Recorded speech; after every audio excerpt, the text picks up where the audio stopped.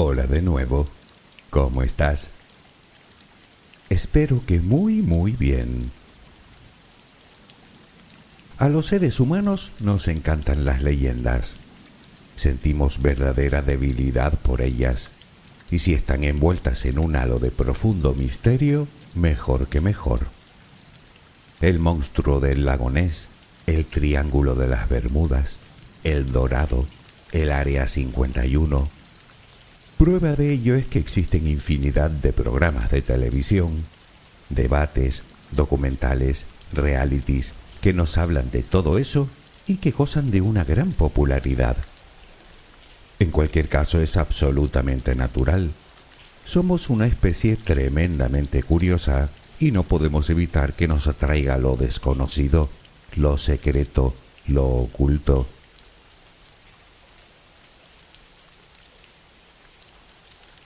Hablando de leyendas, hoy trataremos uno de los mitos más conocidos y que más interés han suscitado de toda la historia, la Atlántida. Supongo que habrás oído hablar de ella. Lo cierto es que ha sido un tema bastante recurrente en una gran cantidad de novelas, de películas o cómics. Entiendo que al menos sabes de qué va, de una antigua civilización, rica, sabia y muy adelantada tecnológicamente, que desapareció misteriosamente de la noche a la mañana, supuestamente después de una catástrofe natural de grandes proporciones. La pregunta es, ¿hay algo de verdad en todo eso?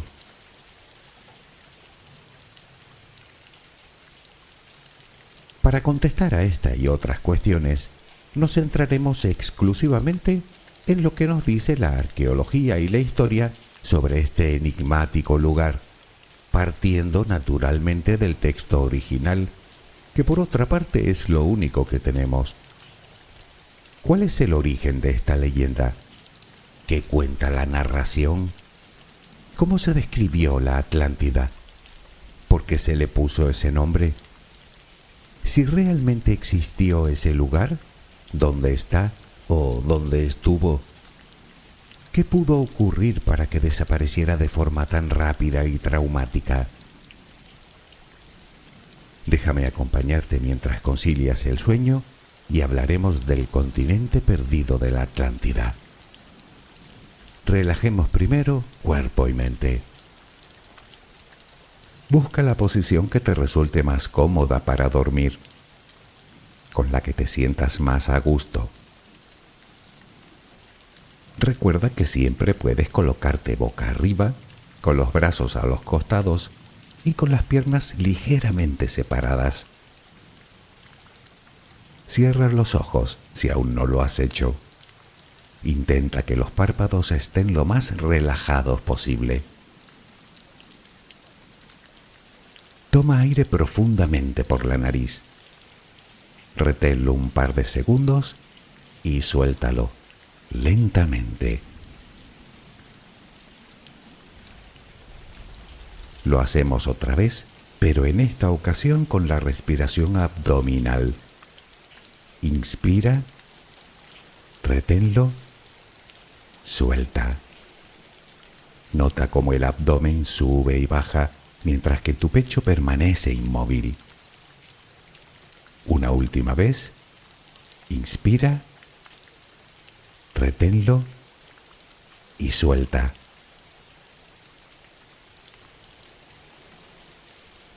Ahora intenta visualizar el aire que inhalas como si fuera luz. Con cada inspiración entra un poco de luz en tu interior y con cada exhalación sale todo lo que intoxica tu vida, todo lo que contamina tu mente y tu espíritu. Inhalas luz, exhalas malos pensamientos, preocupaciones, estrés, ansiedad.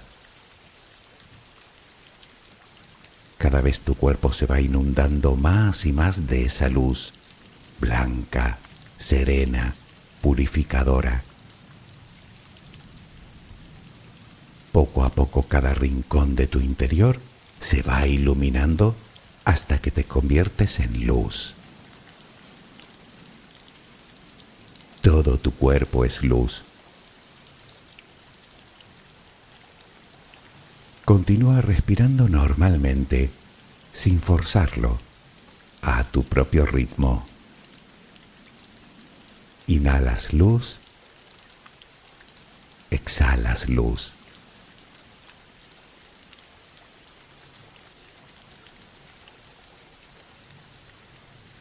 Ahora comenzaremos a relajar todo nuestro cuerpo. Empezamos por los pies. Nota cómo se relajan. El pie derecho, el pie izquierdo.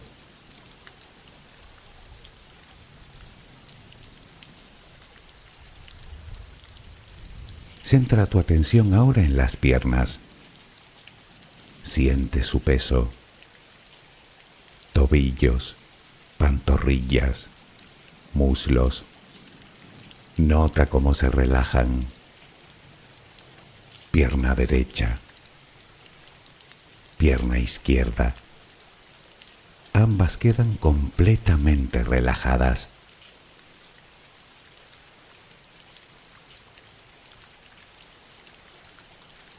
Toma conciencia de tu cadera. Sientes cómo se relaja, cómo se relajan tus glúteos.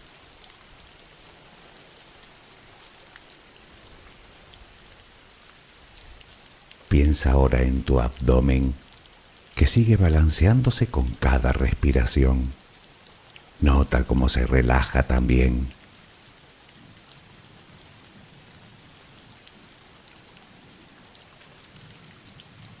Tu pecho, que permanece inmóvil, también se va relajando.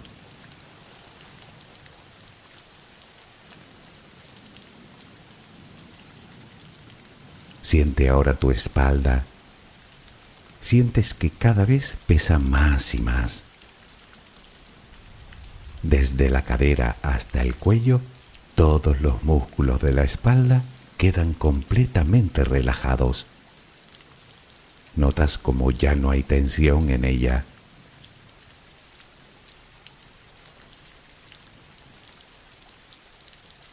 Notas los hombros, que lentamente se van relajando también. Nota cómo caen.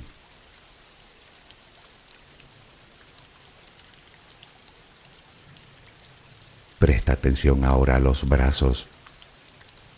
Tu brazo y antebrazo derecho. Tu mano derecha. Los dedos de esa mano. Todo queda relajado.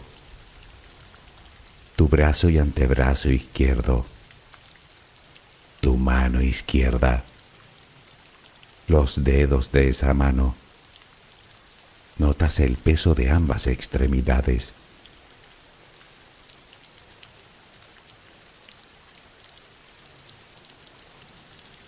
Dirigimos ahora nuestra atención al cuello. Visualízalo. Notas cómo los músculos se van relajando también.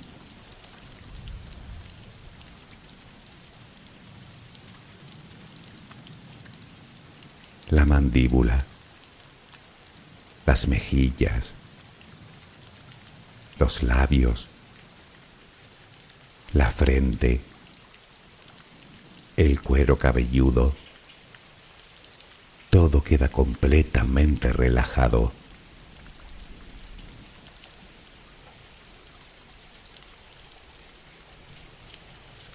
Sigue respirando, lenta y serenamente.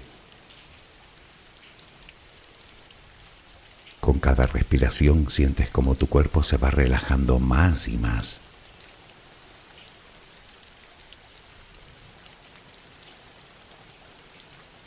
Siente cómo resplandeces de paz, de bondad, de gratitud, de calma, de compasión, de amor. Continúa respirando suavemente. Recuerda que ahora eres luz. Solo respira tranquilamente.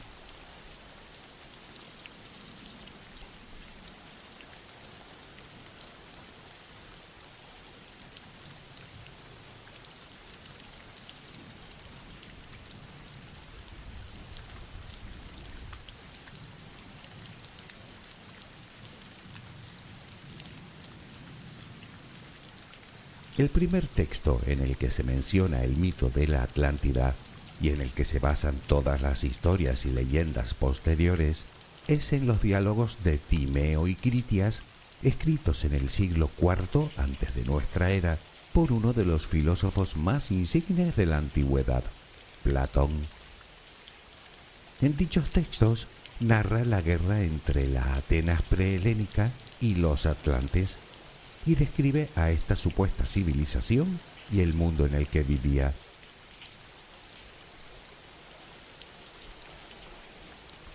Hasta el siglo XIX, los pocos que conocían esta leyenda daban por sentado que la Atlántida no era más que una simple historia de ficción con la que Platón pretendía hacer una alegoría a la grandeza de su queridísima Atenas por medio de la creación de una sociedad utópica que fue destruida por los dioses debido a su ambición y a su soberbia, después, eso sí, de haber perdido la guerra contra los atenienses.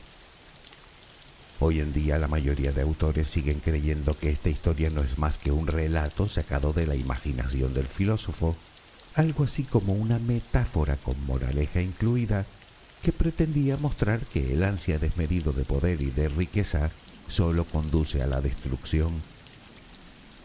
Sin embargo, otros piensan que en dicho relato sí que podría haber al menos una parte de verdad. ¿Qué parte? Esa es una buena pregunta.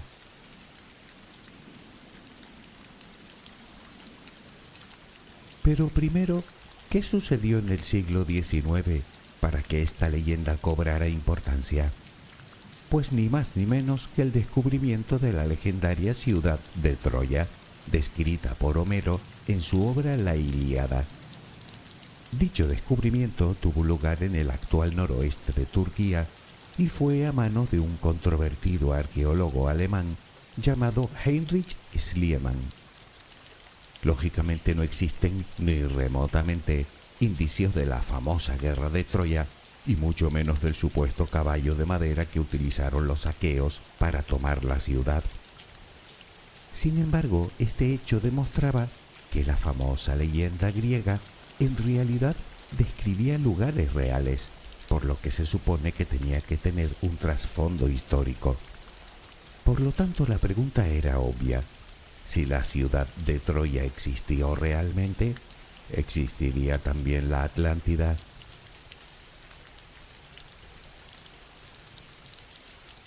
Aproximadamente una década después del descubrimiento de Troya, el escritor estadounidense Ignatius Donnelly publicó una obra titulada La Atlántida, el mundo antediluviano. Es a este autor precisamente a quien se le considera el padre de la Atlántida moderna. Aunque vaya por delante que este tipo no era lo que se dice de fiar, en tanto en cuanto se pasó gran parte de su vida difundiendo bulos y teorías conspiratorias, como por ejemplo que Shakespeare nunca había existido. Ya ves, la historia se repite. Sea como fuere, luego vinieron otras obras de gran prestigio, como 20.000 leguas de viaje submarino de Julio Verne, que sumado a todo lo anterior, haría que la leyenda de la Atlántida volviera a estar en boca de todos, despertando el interés de gran número de científicos y aficionados. Desde ese momento, poco a poco fue ganando en importancia, pasando a ser uno de los tesoros más buscados por arqueólogos, eruditos e historiadores de todo el mundo.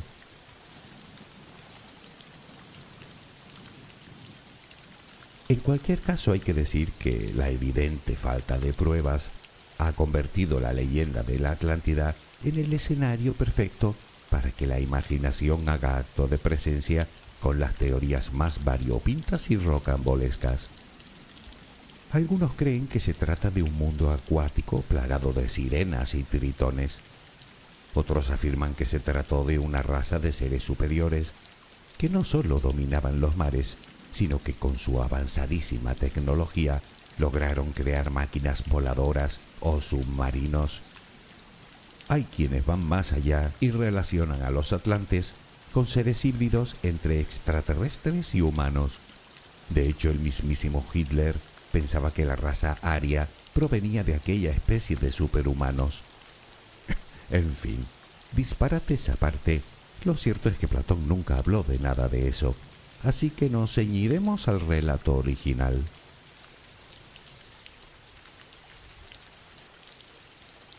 Vayamos al principio.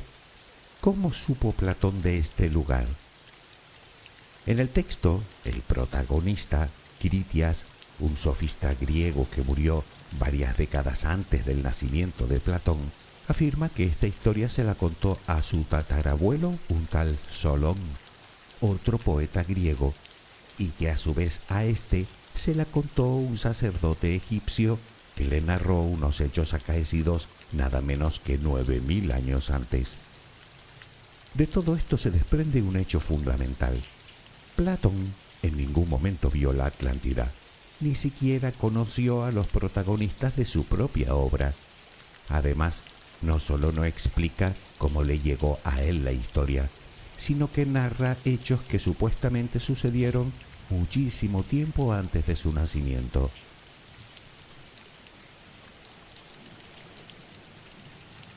Pero demos por hecho que hay algo de verdad en lo que nos cuenta.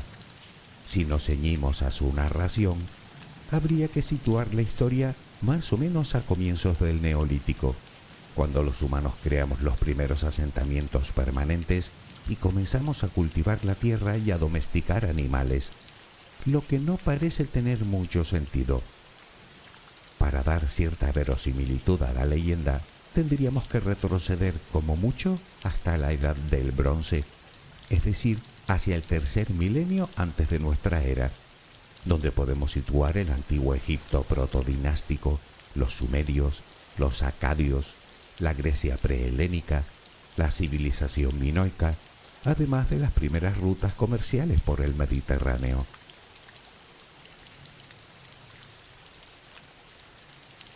El nombre de la Atlántida procede del griego y significa literalmente isla de Atlas.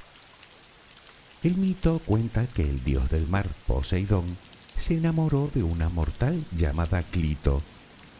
De esta unión surgieron 10 hijos, 5 pares de gemelos, siendo el primogénito Atlas, a quien Poseidón entregó la mayor de las islas para que gobernara como rey.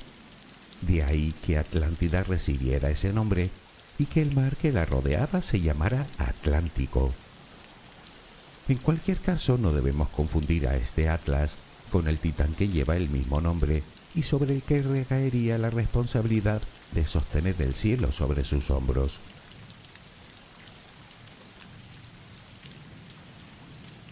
La Atlántida es descrita, literalmente, como una isla tan grande como Asia Menor y Libia juntas, situada al oeste de las columnas de Heracles o columnas de Hércules. Estas míticas columnas se situaban en lo que hoy es el estrecho de Gibraltar, justo donde termina el mar Mediterráneo por el oeste y empieza el Atlántico, y que de alguna manera señalaban el final del mundo conocido por los griegos. Esta isla tenía una forma bastante peculiar. Estaba formada por varios anillos concéntricos de tierra y mar, unidos por un canal que desembocaba en el océano. En la colina central se erigía un templo en honor al dios Poseidón, un templo que, según afirma la leyenda, estaba rematado en su totalidad de plata y su techo era de marfil.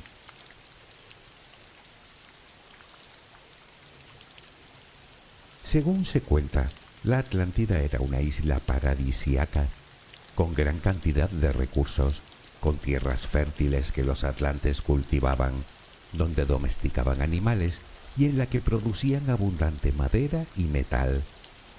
En las ciudades habían baños, gimnasios, hipódromos, templos, puentes y grandes puertos. En cuanto a sus habitantes, parece ser que empezaron siendo ciudadanos pacíficos, humildes y solidarios. Se describen como bien parecidos y de gran intelecto, lo cual no carece de sentido si tenemos en cuenta que algunos de ellos eran descendientes del mismísimo dios Poseidón.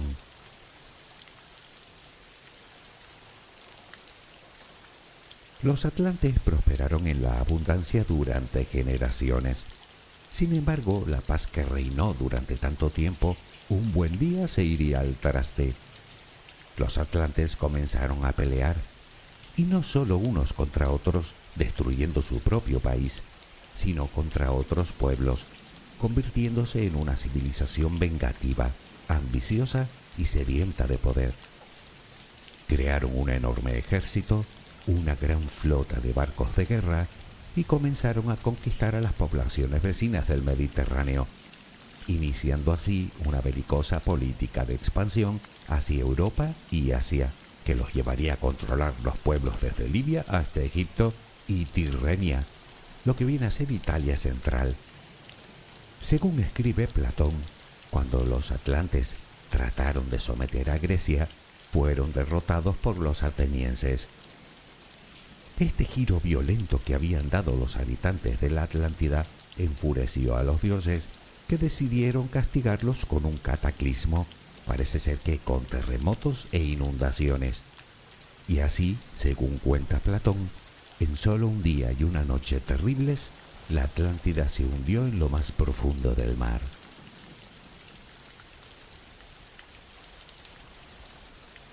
Hasta aquí el relato de Platón, muy resumido naturalmente. Sin embargo, la pregunta sigue siendo la misma. ¿Dónde ocurrió todo eso? ¿Dónde se encontraba la Atlántida? Si hacemos caso de la narración, cuando dice que estaba más allá de las columnas de Hércules, significa que pudo estar en cualquier lugar fuera del mar Mediterráneo. La costa de Europa Occidental, la costa occidental de África, en el continente americano y, si me apuras, incluso en Oriente, donde llegó a ser buscada. Algunos creen que existe un continente hundido en el Océano Atlántico que podría responder a la ubicación de la Atlántida, pero los barridos de sonar del fondo no detectan nada parecido. Durante mucho tiempo, otros creyeron que solo quedaban emergidas lo que fueran las cumbres de aquellas tierras y que hoy conocemos como la Macaronesia, que la forman varios archipiélagos del Atlántico Oriental, entre ellos las Islas Azores, Madeira o las Islas Canarias. Pero no es así. Hablamos de islas volcánicas, no tienen plataforma, salen directamente del fondo oceánico, por lo tanto esta teoría queda eliminada.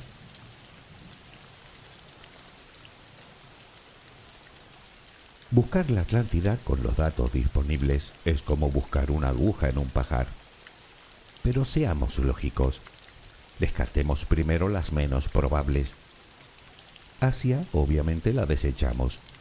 Tendrían que haber dado toda la vuelta al mundo para llegar hasta el estrecho de Gibraltar, y hablamos de nada menos que la Edad del Bronce.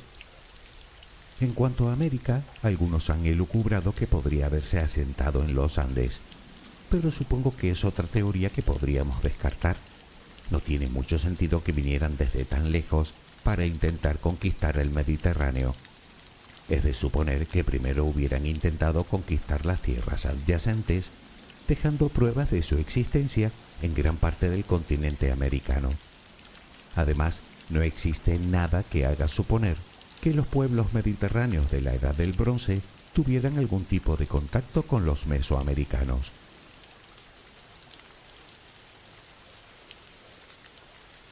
¿Y qué hay del Mediterráneo? Bueno, algunos afirman que la legendaria Atlántida podría referirse a la civilización minoica, asentada en la isla de Creta. Además, Platón afirma que en la Atlántida se hacían sacrificios de toros, algo que coincidiría con dicha civilización. Sin embargo, también afirma que se encontraba fuera de este mar, en el Atlántico. Pero entonces, ¿dónde? El único lugar que encajaría con esta descripción sería Tartesos, una antigua civilización que se desarrolló durante la Edad del Bronce en el suroeste de la península ibérica, lo que ahora es España, entre las actuales Huelva, Sevilla y Cádiz.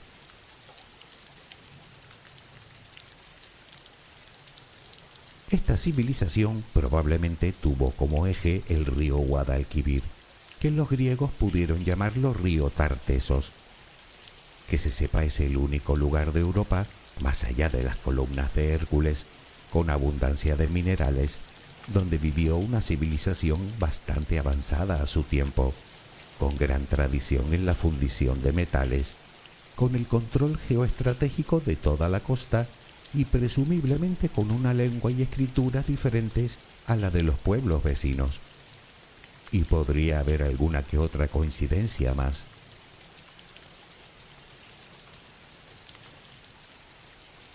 La civilización de Tartesos dejó infinidad de rastros arqueológicos que los científicos siguen descubriendo y estudiando.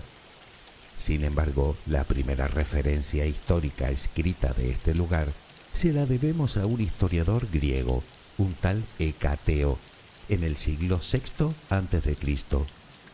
Puede que Platón conociera su obra. En segundo lugar, hay evidencias científicas de la destrucción de algunos asentamientos tartesios por un tsunami varios siglos antes de nuestra era, concretamente en lo que hoy es el Parque Nacional de Doñana, uno de los humedales más grandes de Europa, situado precisamente en las provincias andaluzas de Huelva, Sevilla y Cádiz, y que no solo pudo ser el centro de esta civilización, sino que en aquellos tiempos podría haber sido una isla separada del continente con un canal navegable a su alrededor. Además, en sus costas se han encontrado anclas de barcos de la Edad del Bronce, algo que hasta hace relativamente poco se descartaba porque se pensaba que durante esa edad el Atlántico no había sido navegado, pero parece ser que esas teorías estaban equivocadas.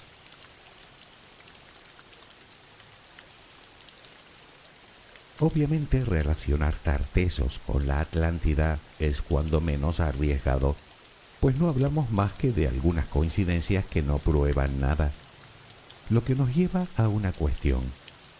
Veamos.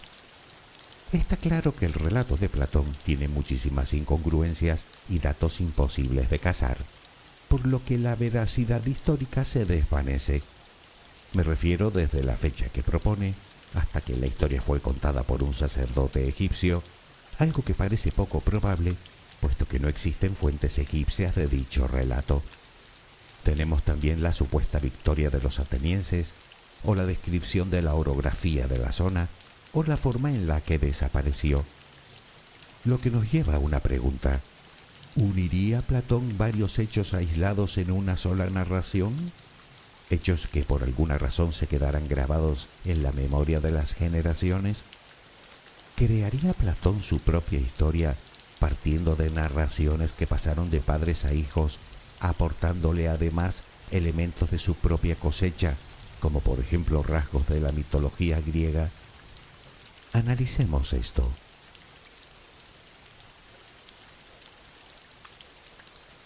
Lo de la fecha ha quedado claro que más parece una licencia del narrador.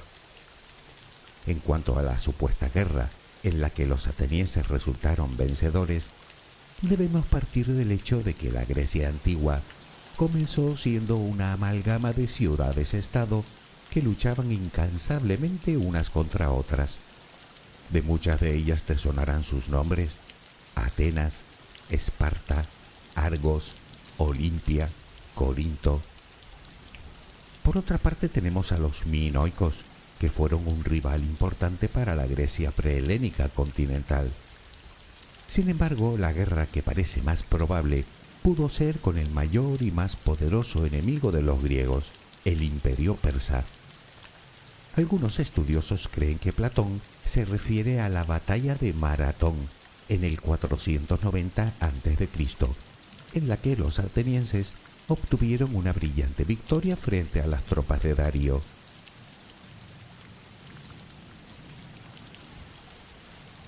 ¿Y qué hay de la sociedad tan avanzada? Bueno, hay que entender que las distintas edades del hombre no han sucedido de forma simultánea en todo el mundo. Es hoy en día, en pleno siglo XXI, y aún existen comunidades remotas que continúan viviendo en el Neolítico. Imaginemos por un momento que viajamos en el tiempo y que traemos hasta nuestros días a un habitante del siglo I de nuestra era. Para esa persona nuestro mundo estaría gobernado por la magia, y un simple televisor, o un smartphone, o cualquier automóvil serían obra de los dioses, cuando menos. Pues imagina a alguien del Neolítico tardío presenciando una civilización de la Edad del Bronce, con una compleja cultura, con todos sus habitantes vestidos con finas telas, con comercios y artesanos vendiendo sus mercaderías por las calles, con fraguas en las que el metal se vuelve líquido y luminoso, con baños, con fuentes, con carros, con imponentes barcos amarrados a grandes puertos, con suntuosos templos, con puentes, con viviendas de 2 o 3 plantas de altura y con mobiliario en su interior. En la Edad del Bronce podríamos considerar todo eso como alta tecnología. La impronta que dejaría un lugar así en esas personas sería notable, tanto que probablemente pasaría de padres a hijos, aumentando la leyenda con cada generación. ¿Y si fue eso lo que ocurrió? Quizás sea esta la opción más plausible del origen de una sociedad como la Atlante. Naturalmente, el quién, cuándo y dónde es imposible de adivinar. Quizá en Creta, quizá en España. También debemos tener en cuenta que la orografía de las costas ha cambiado mucho en los últimos miles de años, y no solo por la actividad humana, sino por la propia subida del nivel del mar, que son decenas de metros, lo que hace que existan cientos de restos de asentamientos de la Edad del Bronce sumergidos por toda la costa del Mediterráneo.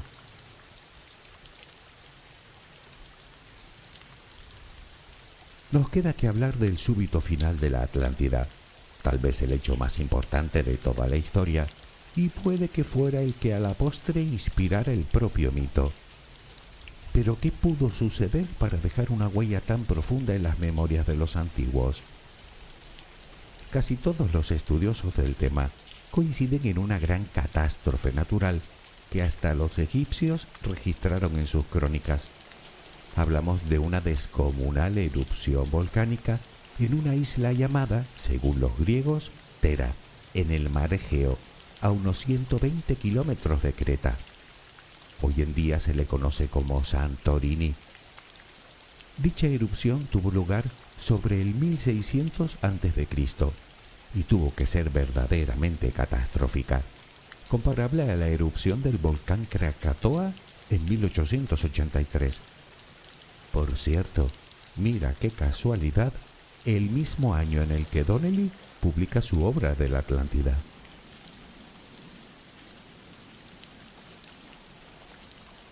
Pero sigamos. Hablamos de una erupción explosiva equivalente a miles de bombas atómicas que hizo desaparecer literalmente casi toda la isla de Tera, dejando tras de sí una caldera sumergida en el mar de nada menos que 12 kilómetros de diámetro y con unos abruptos acantilados de 300 metros de desnivel.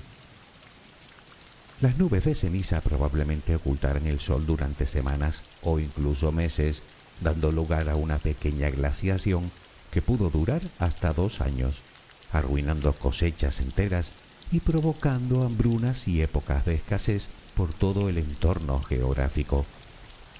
Probablemente originó importantes terremotos en las zonas más próximas, mientras que el tsunami arrasaría las costas de todo el Mediterráneo occidental, haciendo desaparecer de un plumazo cualquier población o asentamiento costero. De hecho, se cree que fue este volcán el que hizo sucumbir a la mismísima civilización minoica. Tan violenta fue la erupción y sus consecuencias que muchos creen que podríamos estar ante uno de los hechos históricos que más huella han dejado en la mitología y la religión. Los investigadores piensan que esta catástrofe pudo inspirar no solo a Platón, sino narraciones similares como el mismísimo diluvio universal descrito en la Biblia.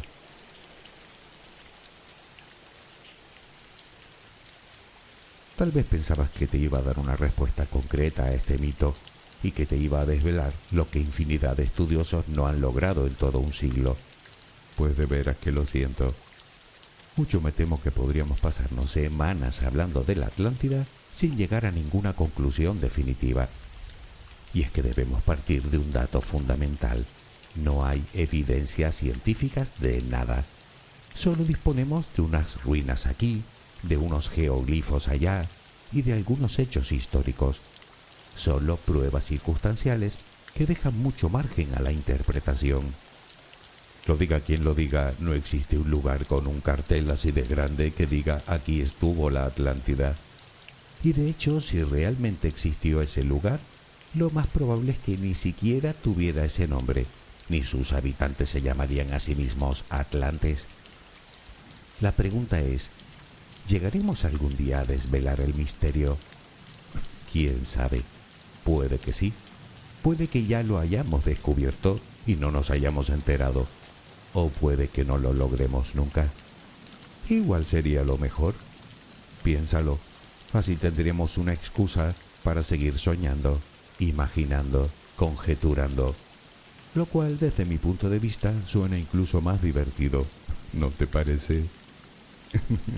Espero que tengas una maravillosa jornada. Que descanses. Buenas noches.